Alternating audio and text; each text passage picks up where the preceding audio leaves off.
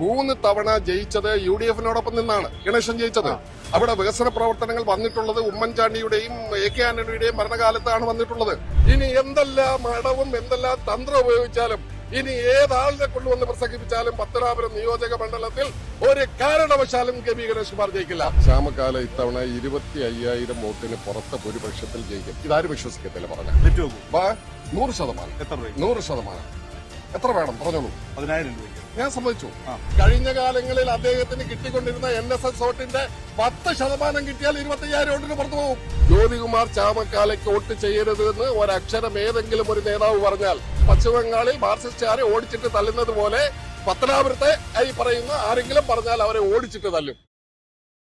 ശ്യാമകാല ഇത്തവണ 25,000 വോട്ടിന് പുറത്തെ ഭൂരിപക്ഷത്തിൽ ജയിക്കും. ഇതാരും വിശ്വസിക്കത്തില്ല പറഞ്ഞ എന്താ കാര്യം അറിയോ? എല്ലാവരും 10,000 വോട്ടിന് ജയിക്കും, 15,000 വോട്ടിന് ജയിക്കും എന്നാണ് എല്ലാവരും പറയുന്നത്. ഞാൻ ഈ പത്തനാപുരം നിയോജകമണ്ഡലത്തിൽ കഴിഞ്ഞ 45 വർഷമായി തെരഞ്ഞെടുപ്പ് പ്രവർത്തനവും സംഘടനാ പ്രവർത്തനവും നടത്തുന്ന ഒരാളാണ്. ഈ നാട്ടിലെ ജനങ്ങളുടെ പൾസ് അത് മനസ്സിലാക്കാനുള്ള കഴിവ് എനിക്കുണ്ട്. ദൈവാനുഗ്രഹം കൊണ്ട് അതുണ്ട്. ഈ നാട്ടിലെ ജനങ്ങൾ പബ്ലിക് 100%. 100%. എത്ര വേണം പറഞ്ഞോളൂ. 10,000 രൂപയ്ക്ക് ഞാൻ സമ്മതിച്ചു. അത്ര വലിയ കോൺഫിഡൻസ് ആണ്. 25,000 വോട്ടിൽ നിന്ന് ഒരു വോട്ട് അധികം കിട്ടും. ഗണേഷ് കുമാറിനാണോ ചാമക്കാലയ്ക്കാണോ? ശ്യാമക്കാല ജ്യോതികുമാർ എന്ന് പറഞ്ഞാൽ നിങ്ങൾക്ക് ഇതുവരെയും ഞാൻ ചോദിക്കട്ടെ, നിങ്ങൾക്ക് മനസ്സിലായില്ലേ?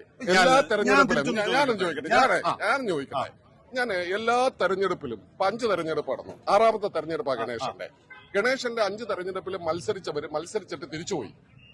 അത് നിങ്ങൾ മനസ്സിലാക്കണം. പക്ഷേ ജ്യോതികുമാർ ചാമക്കാലയുടെ ധൈര്യം, ആത്മധൈര്യം, കോൺഫിഡൻസ്, അദ്ദേഹം ആ തെരഞ്ഞെടുപ്പിൽ പരാജയപ്പെട്ടിട്ട് കഴിഞ്ഞ 5 വർഷം പത്തനാപുരം നിയോജക മണ്ഡലത്തിലെ ഭൂരിപക്ഷം വീടുകളിലും ജ്യോതികുമാർ ചാമക്കാല കടന്നു ചെന്നിട്ടുണ്ട്. നിങ്ങൾക്കറിയാമോ? ജ്യോതികുമാർ ചാമക്കാല കടന്നു ചെന്നിട്ടുണ്ട്. ആ ചെന്ന വീടുകളിൽ ഞാൻ ജ്യോതികുമാർ ചാമക്കാലയുമായി കുന്നിക്കോട് ജംഗ്ഷനിൽ കടകമ്പോളം കയറാൻ പോയപ്പോ ഓരോ കടകളിൽ ചെല്ലുമ്പോഴും അവിടെ നിൽക്കുന്ന സ്ത്രീകൾ അവരിയ്ക്കുന്ന സ്ഥലത്ത് നിന്ന് എണീറ്റിട്ട് സാർ വീട്ടിൽ വന്നായിരുന്നു, ഞങ്ങൾ എല്ലാവരും വോട്ട് ചെയ്യും, സാർ വീട്ടിൽ വന്നത്. ആ ഒരു 10 പേരെങ്കിലും കുറഞ്ഞത് ആ ജംഗ്ഷനിൽ ഞങ്ങൾ നടന്നു പോകുമ്പോ ജ്യോതികുമാർ ചാമക്കാലയോട് സ്ത്രീകളാണ്, അത് പ്രത്യേകം മനസ്സിലാക്കണം, സ്ത്രീകൾ പറഞ്ഞു സാർ ഞങ്ങളുടെ വീട്ടിൽ വന്നിട്ടുണ്ട്, സാർ ഞങ്ങൾ വോട്ട് ചെയ്യും എന്ന് പറയുന്ന ഒരു സംവിധാനം ഇന്നേ വരെ ഒരു തെരഞ്ഞെടുപ്പിൽ ഞാൻ കണ്ടിട്ടില്ല. ഞാനൊരു കാര്യം ചോദിക്കട്ടെ, കഴിഞ്ഞ പഞ്ചായത്ത് തെരഞ്ഞെടുപ്പ് പത്തനാപുരം നിയോജക മണ്ഡലത്തെ കുറിച്ച് നിങ്ങൾക്കറിയാമോ? പത്തനാപുരം നിയോജക മണ്ഡലം UDF-ന്റെ ഉറച്ച കോട്ടയാണ്. പത്തനാപുരം നിയോജക മണ്ഡലത്തിൽ ഞാൻ പറയട്ടെ 3 തവണ ജയിച്ചത് UDF-നോടൊപ്പം നിന്നാണ് ഗണേശൻ ജയിച്ചത്. അവിടെ വികസന പ്രവർത്തനങ്ങൾ വന്നിട്ടുള്ളത് ഉമ്മൻചാണ്ടിയുടെയും AK ആന്റണിയുടെയും ഭരണകാലത്താണ് വന്നിട്ടുള്ളത്. പത്തനാപുരം താലൂക്ക് വന്നത് UDF-ന്റെ ഭരണകാലത്താണ്. അതിനുശേഷമാണ് ഇയാൾ കാലുമാറി എവിടെ പോയത്? LDF-ൽ പോയത്. ഇയാൾ LDF-ൽ പോയതിനു ശേഷം ഇവിടെ അതായത് പത്തനാപുരം താലൂക്ക് ആശുപത്രി, അതാണല്ലോ ഇവിടുത്തെ പ്രധാനപ്പെട്ട സബ്ജക്ട് എന്ന് പറയുന്നത്. പത്തനാപുരം താലൂക്ക് ആയിട്ട് 13 വർഷമായി.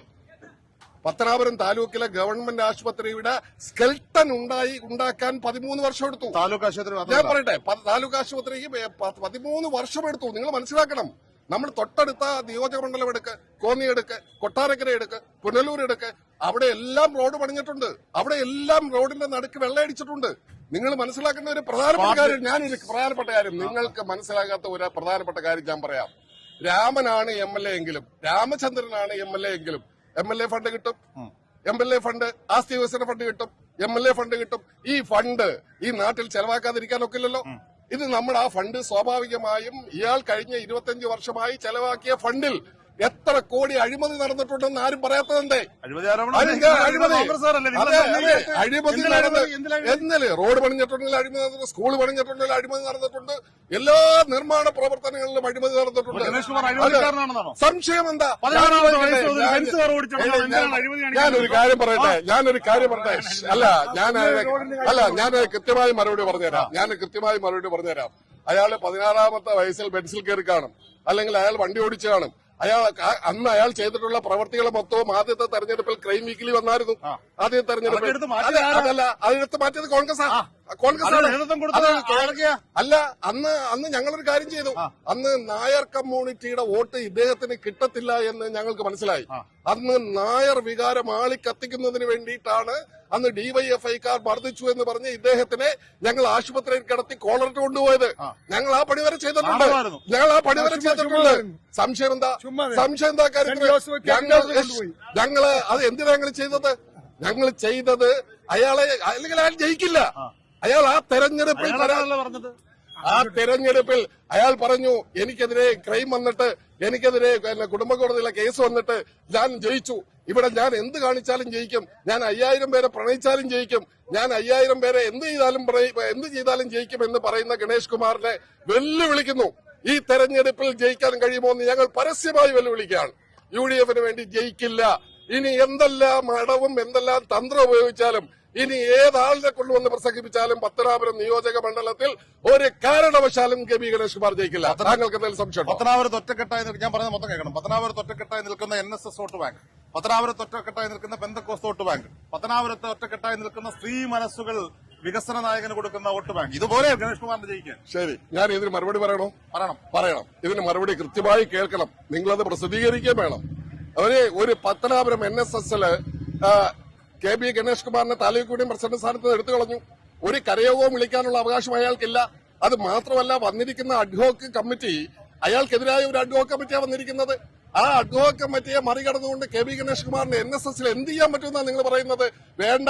കഴിഞ്ഞ കാലങ്ങളിൽ അദ്ദേഹത്തിന് കിട്ടിക്കൊണ്ടിരുന്ന NSS വോട്ടിന്റെ 10% കിട്ടിയാൽ 25,000 വോട്ടിന് പുറത്തു പോകും. 10% കിട്ടിയാൽ 50%-ത്തിൽ കൂടുതൽ വോട്ട് ഇത്തവണ കിട്ടും. ഒരു സംശയം വേണ്ട.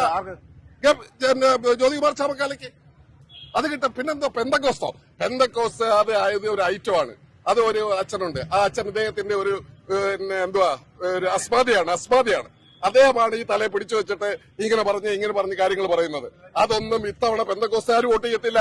ഞാൻ ചോദിക്കട്ടെ, എങ്ങനെ വോട്ട് ചെയ്യും? സ്വന്തം ഭാര്യ പറയുന്നു, അദ്ദേഹത്തിന്റെ അവരുടെ കിടപ്പറയിൽ മറ്റൊരു സ്ത്രീയെ കാണാൻ പാടില്ലാത്ത സ്ത്രീയിൽ കണ്ടു എന്ന് സ്വന്തം ഭാര്യ പറയുന്ന ഒരാളിന് പത്തനാപുരം നിയോജക മണ്ഡലത്തിൽ ആത്മാഭിമാനമുള്ള ഒരാൾ എങ്ങനെ വോട്ട് ചെയ്യും? നിങ്ങൾ എന്താ ഈ പറയുന്നത്? എങ്ങനെ വോട്ട് ചെയ്യാൻ പറ്റും? അങ്ങനെയാണെങ്കിൽ ഞങ്ങളെല്ലാം ആത്മഹത്യ ചെയ്താൽ പോരെ?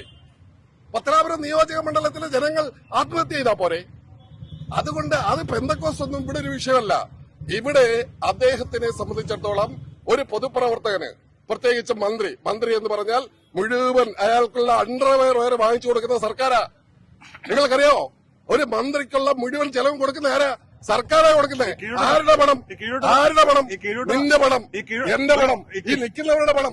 ഈ പണം കൊണ്ട് മുഴുവൻ ചെലവും കൊടുക്കുന്ന ഒരാൾ പരസ്യമായി പറയുകയാണ്, എനിക്ക് 5000 പ്രണയമുണ്ട്. സംശയം എന്താ കാര്യത്തില്? ഞാൻ പറഞ്ഞത് അദ്ദേഹം, അതായത് മജിസ്ട്രേറ്റ് ഇരിക്കുന്നിടം കോടതിയാണ്, മന്ത്രി ഇരിക്കുന്നിടം മന്ത്രിയുടെ ഹൌസാണ്. അതായത് മന്ത്രി എവിടാണോ ഇരിക്കുന്നത് അത് മന്ത്രിയുടെ വീടാണ്. അവിടെ മന്ത്രിയുടെ പ്രത്യേക പ്രിവിലേജ് അനുസരിച്ചുള്ള എല്ലാ നടപടിക്രമങ്ങളും അവിടെ ഉണ്ട്. അപ്പൊ അങ്ങനെയുള്ള ഒരു സ്ഥലത്ത് അനാശാസ്യ നടപടി നടന്നു എന്ന് സ്വന്തം ഭാര്യ, ഇവിടുത്തെ ഒരു കോൺഗ്രസ്സുകാരനും പറഞ്ഞില്ല, ഇവിടുത്തെ ഒരു UDF പറഞ്ഞില്ല, സ്വന്തം ഭാര്യ പറഞ്ഞ. ഇന്ത്യ സ്വന്തം ഭാര്യ അവര് ശ്രേയമാണ്. എന്തുകൊണ്ട് ഇന്നലെ നോമിനേഷൻ കൊടുക്കാൻ വന്നില്ല? സാധാരണ അവരെയും പൊക്കിക്കൊണ്ടാണല്ലോ വരുന്നത്. ഇന്നലെ ഞങ്ങൾ കണ്ടില്ലല്ലോ. ഒരു 10 വർഷമായിട്ട് കാണാത്ത ഒരു ചന്ദനക്കുറി നെറ്റിയിൽ തെളിഞ്ഞു വന്നിട്ടുണ്ട് 2 ദിവസമായിട്ട്. ചന്ദനക്കുറി, ഒരുപാട് കുറി വരും. എല്ലാ അടവുകളും പരീക്ഷിക്കും, എല്ലാം എടുത്തു നോക്കും. ഞങ്ങൾക്കറിയാം അദ്ദേഹവും അദ്ദേഹത്തിന്റെ സ്ഥിരം അനുയായികളും എന്തെല്ലാം ചെയ്യാമോ അതെല്ലാം ചെയ്യും. അതിനെല്ലാം നേരിടാൻ വേണ്ടി സുസജ്ജമായി പത്തനാപുരം നിയോജക മണ്ഡലത്തിൽ UDF ഉണ്ട്. കഴിഞ്ഞ ദിവസം കൊല്ലത്തുള്ള ഒരു കോൺഗ്രസ് നേതാവിനോട് സംസാരിച്ചപ്പോൾ പറഞ്ഞത് പത്തനാപുരത്തെ കോൺഗ്രസ്സുകാരും എല്ലാം കൃത്യമായി വോട്ട് ചെയ്താൽ ചാമക്കാലോട് ജയിക്കുന്നു. ഇവിടെ പാർട്ടിക്കുള്ളിൽ ഭയങ്കര. ഞാൻ ഒരു രസകരമായ ഒരു കാര്യം പറയാം.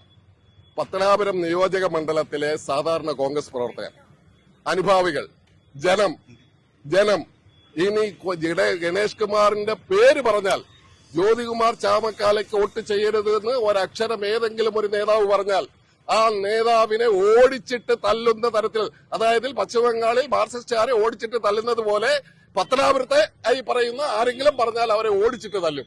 അതാ പത്തനാപുരത്തിന്റെ സ്ഥിതി.